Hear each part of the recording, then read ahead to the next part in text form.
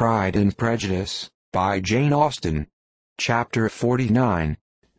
2 days after Mr. Bennet's return, as Jane and Elizabeth were walking together in the shrubbery behind the house, they saw the housekeeper coming towards them, and, concluding that she came to call them to their mother, went forward to meet her, but, instead of the expected summons, when they approached her, she said to Miss Bennet, "I beg your pardon, madam, for interrupting you, but I was in hopes you might have got some good news from town, so I took the liberty of coming to ask."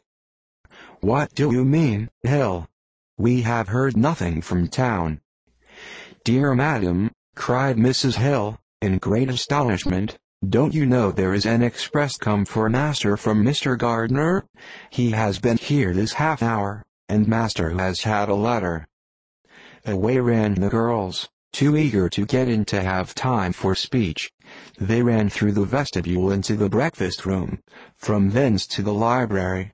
Their father was in neither, and they were on the point of seeking him upstairs with their mother, when they were met by the butler, who said, "If you are looking for my master, ma'am, he is walking towards the little copse." Upon this information, they instantly passed through the hall once more, and ran across the lawn after their father, who was deliberately pursuing his way towards a small wood on one side of the paddock. Jane, who was not so light nor so much in the habit of running as Elizabeth, soon lagged behind, while her sister, panting for breath, came up with them, and eagerly cried out, "Oh, papa, what news? What news? Have you heard from my uncle?"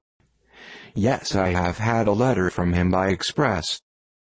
"Well, and what news does it bring, good or bad?" "What is there of good to be expected?" said he, taking the letter from his pocket, "but perhaps you would like to read it." Elizabeth impatiently caught it from his hand. Jane now came up. "Read it aloud," said their father, "for I hardly know myself what it is about." Gracechurch Street, Monday, August 2nd. My dear brother, at last I am able to send you some tidings of my niece, and such as, upon the whole, I hope it will give you satisfaction. Soon after you left me on Saturday, I was fortunate enough to find out in what part of London they were. The particulars I reserve till we meet. It is enough to know they are discovered. I have seen them both.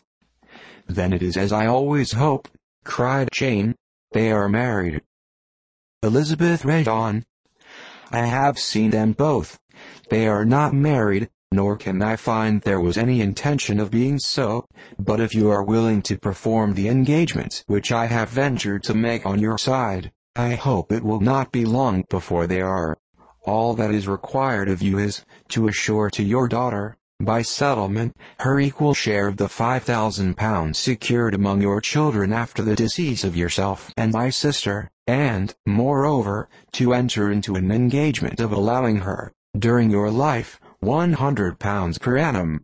These are conditions which, considering everything, I had no hesitation in complying with, as far as I thought myself privileged. For you, I shall send this by express, that no time may be lost in bringing me your answer. You,